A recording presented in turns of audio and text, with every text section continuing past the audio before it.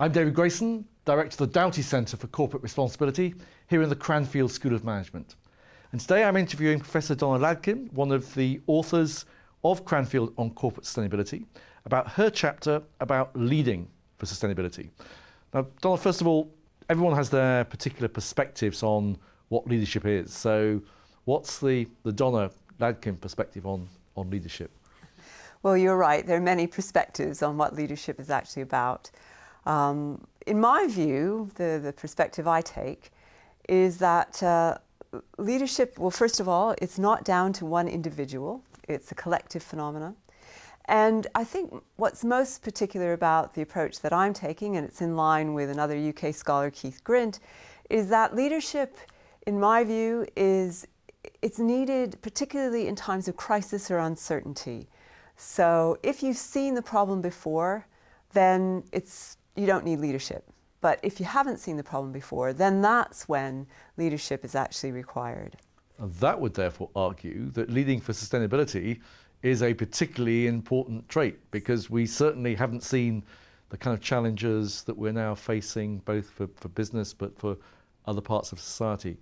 How, if you think it does the whole question of sustainable development and the challenges of corporate sustainability change your perceptions of leadership in the business setting? Well, I think what we see with a context like sustainability is that leading is absolutely crucial in this context, just for the very reason that you said, that even what is sustainability itself is up for grabs. I mean, we have to decide if a company wants to go along the sustainability route, if they want to make their company more sustainable, the first thing that they have to do is decide what that actually means. And that's a leadership issue itself, actually gathering together the organization so that there can be a shared understanding of what the project is that they mean by sustainability. And what it means for that particular business. Yes, that's right, yes. Now, the title of your chapter is particularly intriguing because it talks about poets and philosophers and tricksters. So what's all that about? Well, what that's about is, rather than giving the 10 steps to leading in a sustainable manner, what I wanted to do was I wanted to get to the essence of what's different about leading for sustainability, and perhaps look to different archetypes in terms of what those archetypes tell us or offer us in terms of different ways of being that are particularly key in the sustainability context. So, for instance, the poet, what does the poet do? The poet shows us what's beautiful. The poet actually weaves words in such a way that we see things differently. And the leader who actually wants to take up the sustainability mantle needs to do a similar thing. They need to engage people with what really matters to them at the very heart of themselves and somehow link that with their business objectives. Similarly, the philosopher asks questions, what's important? What's the logic of what we're doing? And similarly, the leader who wants to take up the sustainability agenda needs to ask some very good questions. So much is said about having the answers, but where sustainability is concerned, it's very much more about what are the right questions, what do we need to be asking ourselves here. And finally, the archetype that I probably like the most, the trickster archetype. The trickster is the disruptive force.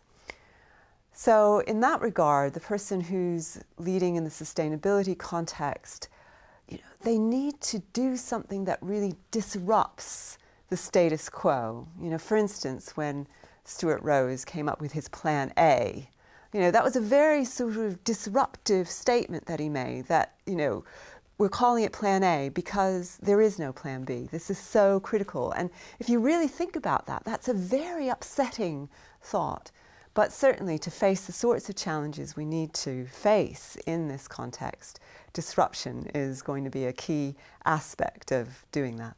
So I suppose another example of the business leader as trickster in your terminology would be Sir Andrew Whitty, who we had here in Cranfield a few months ago, talking about their new business model for access to medicines for the world's poorest. Instead of doing high margin, low volume, they switched to high volume but low margin. That's right, yes. It's doing those things that are unexpected, contrary to the way business as usual is happening. Professor Donna Ladkin, thank you very much indeed. You're welcome.